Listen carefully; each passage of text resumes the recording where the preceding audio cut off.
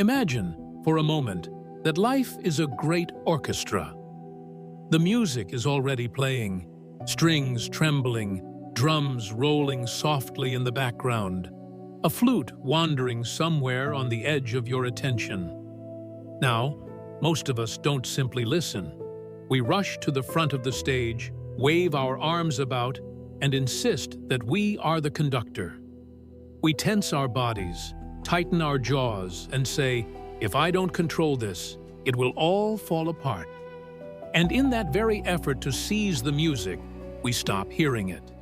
We've confused ourselves with the conductor of a symphony that was playing long before you appeared, and will go on long after you are gone. So I'd like to explore with you this strange, unsettling, yet liberating realization. When you stop controlling life, life starts dancing. Think of how you move when no one is watching. Perhaps you're in the kitchen, late evening, making tea. A song comes on. Without thinking, you sway a little. Your hand stirs the cup in time with the rhythm. There is no plan, no choreography, no rehearsal.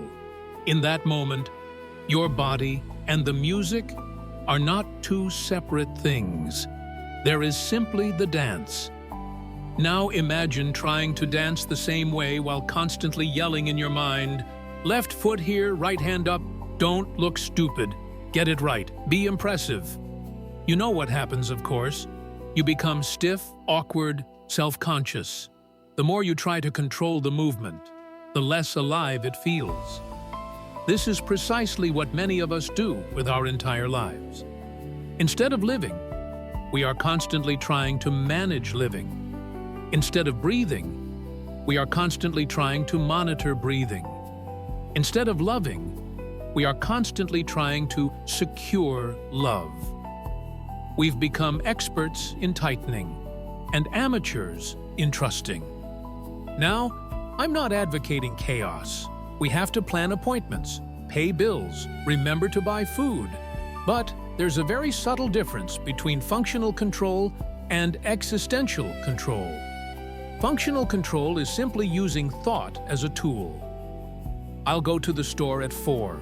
Existential control is the deeper, anxious insistence. I must arrange reality so that I will be safe, important, permanent, and in charge. It's that level of control that exhausts you, because it is built on a false assumption.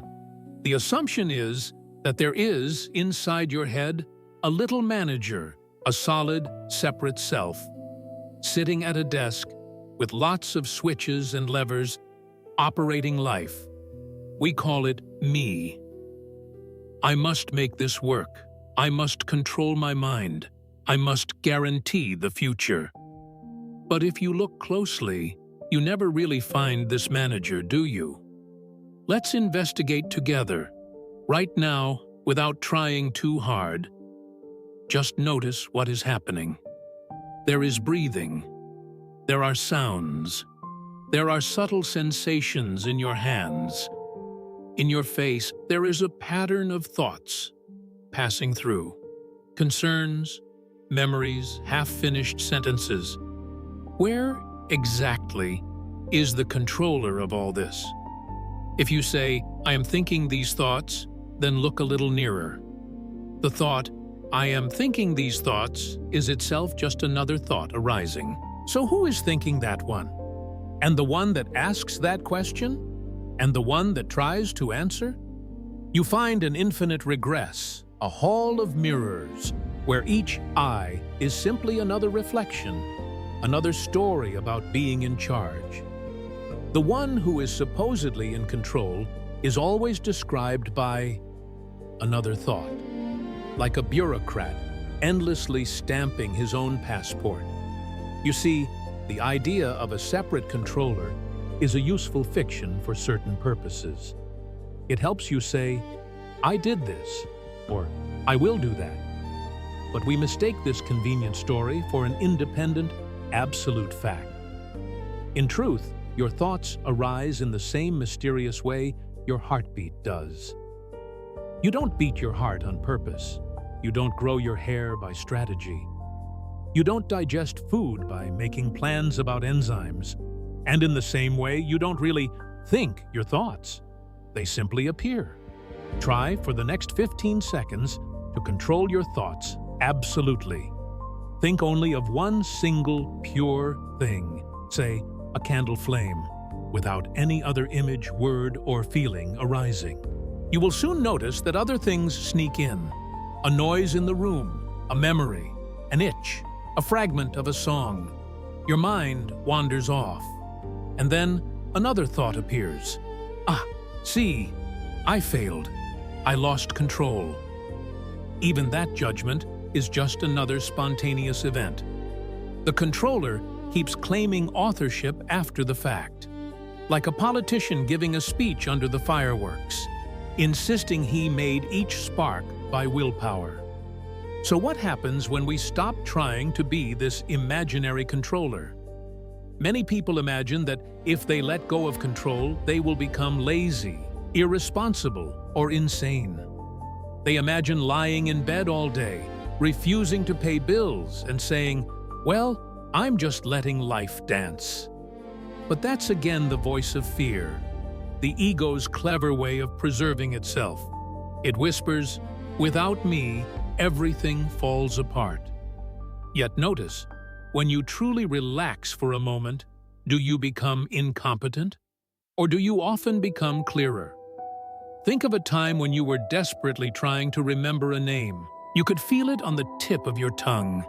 You strained, frowned, forced your mind, and the name stubbornly refused to come. Then you gave up. You said, "Oh, never mind," and turned to something else. A few minutes later, while washing the dishes or walking down the street, pop, there it was.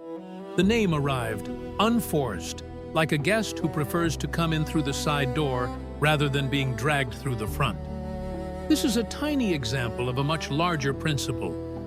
There is an intelligence at work in you, and in all things, that is deeper than the conscious ego. When you stop meddling with everything, that intelligence is given some room to move. Consider a surfer out on the ocean. If he tried to control the wave, to command the water, he would drown. His art lies in a paradox. He must be exquisitely alert, fully engaged, and yet profoundly surrendered to the movement of the sea. He doesn't say, "I created this wave." He says, "I caught it." He participates. He collaborates. He dances with a power vastly greater than himself. That's what I mean by letting life dance. Not abandoning responsibility, but recognizing that you and life are not two separate units negotiating a contract. You are waves of the same ocean. The wave, trying to control the ocean, is a little comic, isn't it? And yet, that's our usual posture. We try to control what we are made of. Now, notice how control and fear are entwined. We cling hardest when we are afraid of loss, of rejection, of uncertainty, of death. So the question isn't simply, how do I stop controlling? But rather, what am I afraid will happen if I don't? What happens if you don't control what others think of you? Perhaps they will disapprove, misunderstand, or forget you. What happens if you don't control your career every second? Perhaps you will fail, lose status, feel humiliated. What happens if you don't control the people you love? Perhaps they will leave, or change, or hurt you. At the root of all these fears is the same tremor. If I am not in control, I might disappear. I might not be enough. I might not be me anymore. But this is where the great joke of existence comes in. The me you're so busy defending is itself an ever-changing process. Look at photographs of yourself from childhood. The body has changed. The face is different. The thoughts you had then about toys, about monsters under the bed, are not the thoughts you have now. Your values, your preferences, your roles have shifted. What remains as the permanent object you call me? It's very hard to find anything solid. There is continuity, yes, like a melody that runs through different octaves, but not a fixed, unchanging core. The one who wants control is itself a movement, a flicker, a pattern, a verb pretending to be a noun. Once you sense this, control becomes less urgent, because you realize you are trying to make permanent what is, by nature, a dance. Trying to pin life down is like stapling shadows to the floor. We suffer because we resist that dance. Life is rhythm, inhale and exhale, day and night, gain and loss, birth and death. If you only accept one half of the rhythm, the inhale but not the exhale, the gain but not the loss, you are trying to have music with only the high notes and never the low. It is impossible. The very idea of up depends on the existence of down. You know light only because there is darkness. You know comfort only because you have known discomfort. So when you try to control life to have only one side of the coin, you end up in constant struggle. You say, I want pleasure without pain, love without vulnerability, success without failure, life without death. But it is precisely because things end that they are precious. A dance that goes on forever, with no pause, no change, no contrast, is no longer a dance. It is a machine. Now, you might say, all right, I understand this intellectually, but how do I live it? What does letting life dance actually feel like? Let's take a very simple everyday situation. You are standing in a queue at the bank, at the supermarket, at an office, and the line moves slowly. You feel tension, impatience. The mind begins its usual commentary. This is wasting my time.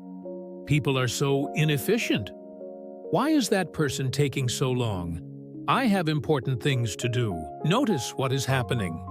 The situation itself is neutral. You are simply standing. But the inner controller is protesting. It imagines that by mentally resisting, by rehearsing complaints, it will somehow speed up the line. Of course, it doesn't. You remain where you are, only with added agitation. Now, imagine another possibility. You still have to stand in line. That part hasn't changed. But you notice the tension, take a breath, and for just a moment, you stop arguing with reality. You feel the weight of your feet on the ground. You sense the air entering and leaving your lungs. You look at the faces around you, each one living a whole life you know nothing about. Suddenly, the moment is no longer an obstacle between you and real life. It is life. Nothing magical has happened. The line is not shorter. The clerk is not faster.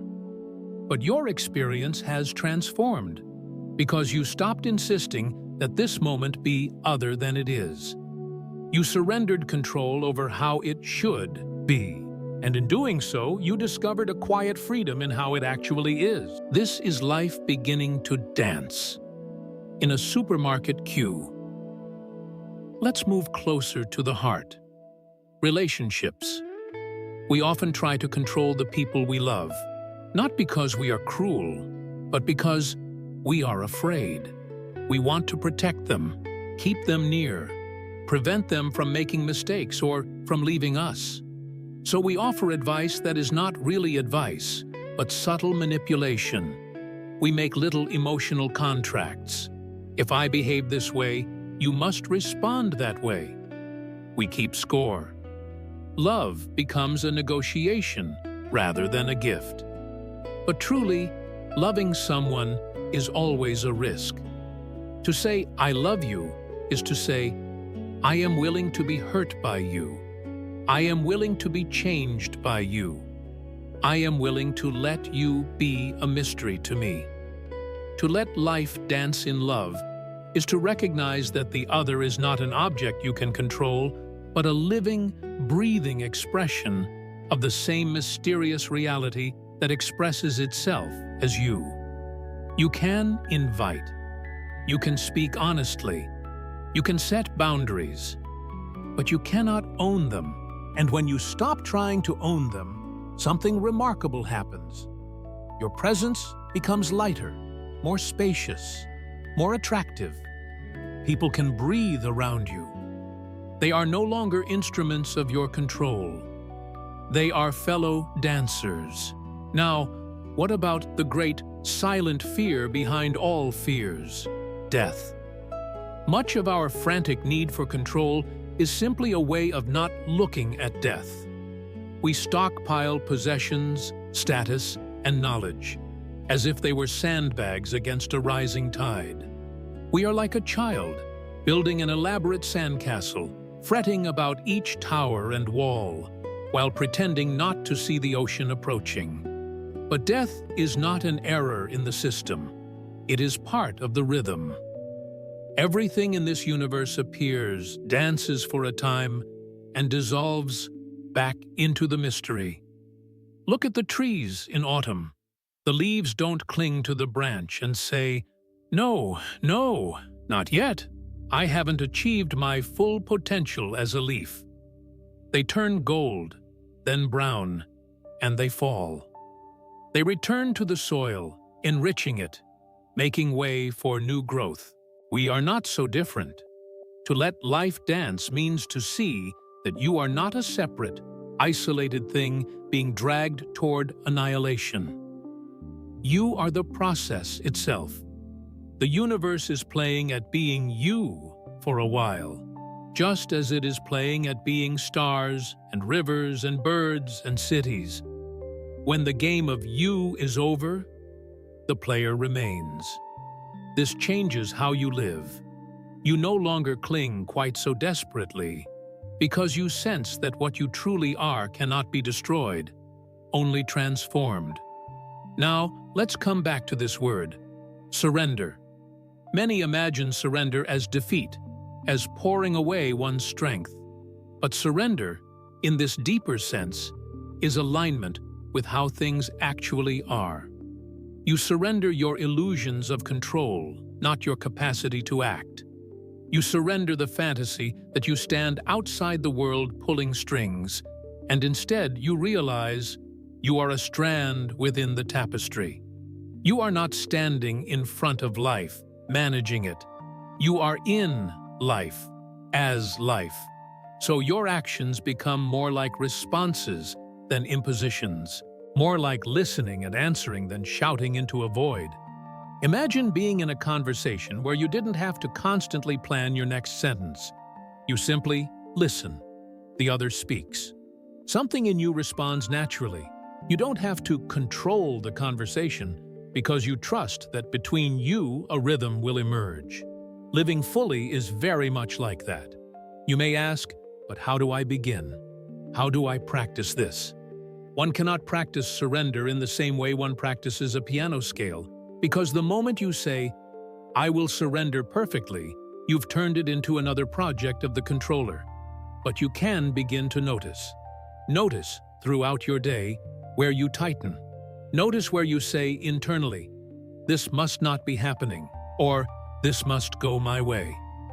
Notice the subtle clench in the jaw, the shoulders rising, the shallow breath. Each time you catch it, don't scold yourself. Don't say, "Oh, there I go again," failing to be spiritual. Simply recognize the contraction, and then soften a little. Let the breath fall back into the body. Feel your feet on the ground. Allow your attention to widen, to include sounds, sensations, space. You don't have to like the situation. This is not about positive thinking. It is about ceasing to argue with the fact that this is what is happening. From that acceptance, more intelligent action can arise. Consider water. When it meets an obstacle, it doesn't bang its head and complain. It doesn't insist that the rock should not be there. It simply flows around, or over, or under, or patiently wears it down over time. In yielding, it reveals its strength. Human beings are often very poor water. We crash, insist, demand, and exhaust ourselves. But you can, little by little, rediscover your inner river. You do not become passive. Rivers are not passive. They carve valleys. But they do so by intimacy with the terrain, not by declaring war on it. Let us try, for a moment, a small experiment together. If you are able, close your eyes. If not, simply soften your gaze. Feel the breath moving in and out without attempting to change it. There is just this gentle ebb and flow. Thoughts may come and go. Plans, worries, images. Let them be as clouds passing through a spacious sky. Now, very quietly, notice that all of this, the breath, the sounds, the sensations, the thoughts, is occurring without your effort. You are not manually operating your lungs. You are not manufacturing each thought piece by piece. The whole show is happening by itself. You might notice a subtle sense of being the space in which it all appears. Not the little thinker in the corner, struggling with the machinery, but the open field in which the machinery whirs. Stay with that for a few breaths. Nothing to fix. Nothing to improve. Life is already dancing right here. The only thing you ever really stop controlling is your belief that you were outside this dance at all. As you open your eyes again, understand something vital. Letting go is not a single heroic leap. It is more like learning to trust your own footsteps, one moment at a time. You will forget. You will get caught again in anxiety, in planning, in resistance. That too is part of the dance. Even your attempts to control are movements of the same life. When you see that, you don't have to fight them so fiercely. Instead, you can smile inwardly and say, "Ah, there I go, playing the controller again." The way you might smile at an old friend with a familiar habit. That very smile is already a loosening. So, what does it mean, in the end, to say, when you stop controlling life, life starts dancing? It means that when you cease pretending to be the separate conductor of the universe, you discover you are the music itself. When you stop clenching around how things must be, you begin to feel how they actually are. Vivid, unpredictable, sometimes painful, always alive. When you release your grip on permanent identity, you find a freedom that doesn't depend on circumstances. You become like a dancer who no longer worries about the next step, because they trust that the music will carry them. You become like a leaf willing to fall, because it trusts the tree and the soil and the spring to come. You do not vanish. You do not become a ghost drifting through life. You become more present than ever, because you are no longer split in two, half here and half clinging to an imagined future. You and life are one movement, one flowing gesture of the cosmos, turning and turning in a dance with no outside and no final destination. As we come to a close, I invite you to sit quietly for just a little longer. Feel once more your breath, the body resting, the sounds around you, near and far. All of this is happening without central supervision. Just as the wind blows, the rain falls, the stars shine. This is happening. And you are not apart from it. You are not some stranger dropped into the world. You are what the universe is doing, right here, as this particular life. When you know this in your bones, control begins to soften all by itself. Not because you have forced yourself to surrender, but because you see there was never really anything outside you to control. There is only the dance. And the more you trust it, the more gracefully it moves through you. As your laughter, your tears, your work, You're rest, you're loving, you're dying. So perhaps, rather than asking, "How do I control my life?" you might begin to ask, "How is life wanting to dance through me now?" And then, very gently, let it.